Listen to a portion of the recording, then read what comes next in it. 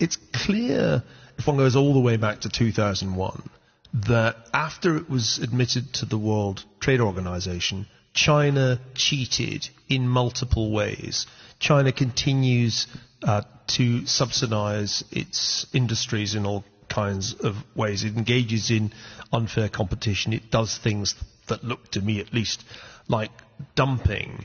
And it's done this for a quarter of a century nearly. What do you do to stop that, to check that kind of behavior of gaming a free trade system if it's not tariffs? Or is there nothing you can do? You just have to live with it? Can I ask a question? Could every student here who's paying $10,000 or more in tuition raise their hands? No, we don't have tuition. I'm aware of that. I'm aware of that. That was the point that I was making. So you have no tuition. Why do you have no tuition? You have no tuition because somehow you have succeeded in mobilizing funds that have enabled you to admit students without paying. And so students get the benefit of an education without paying.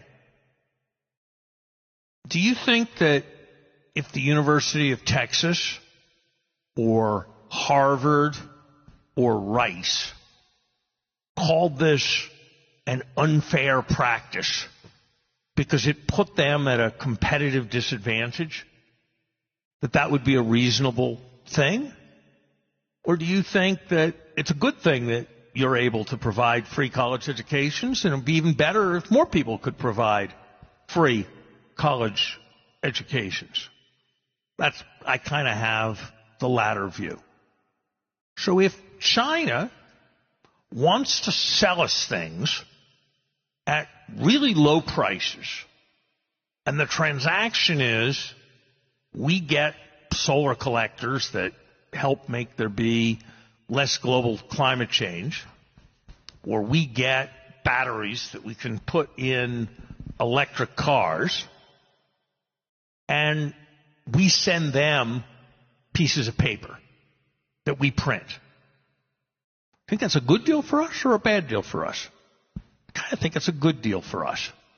So the idea, the way you frame the question, which is that this is cheating and is there a way to deal with the problem of cheating, I think is largely wrong.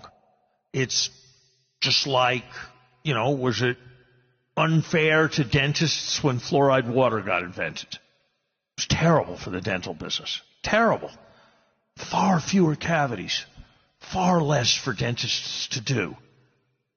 Was it terrible when electric light got invented? Terrible for the candle makers. So there's this thing that lets people buy things for lower cost. Should you say that's terrible?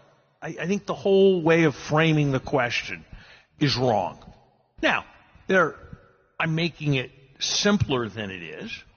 There is an issue. It's called, which economists call predatory pricing, which is the idea that somebody will sell things at a really low price, then they'll drive all their competitors out of business, and then they'll jack the price way up. And so if you thought that all of this was sort of setting us up for the kill in terms of total dependence on China, that would be an argument that might lead you to want to have a policy. It's pretty hard to make that case with respect to the vast number of things we're importing. China's only one source of them.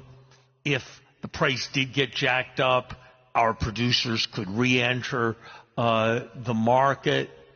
In the entire history of economics, there have been almost no examples documented of where predatory pricing actually happened. There's an argument you can make that is about dependence, perhaps with respect to really sensitive technologies we don't want to depend on China because then they might cut us off and their government might take control, and that might be bad for our national security. And there are a lot of things to do about that. We should stockpile more things than we do. There are probably some areas like semiconductors where we should be investing in developing domestic capacity. But that's not an argument that because they're making something available cheap, it's cheating and you should have a policy. So I'd reject the entire way in which you framed the question. Actually,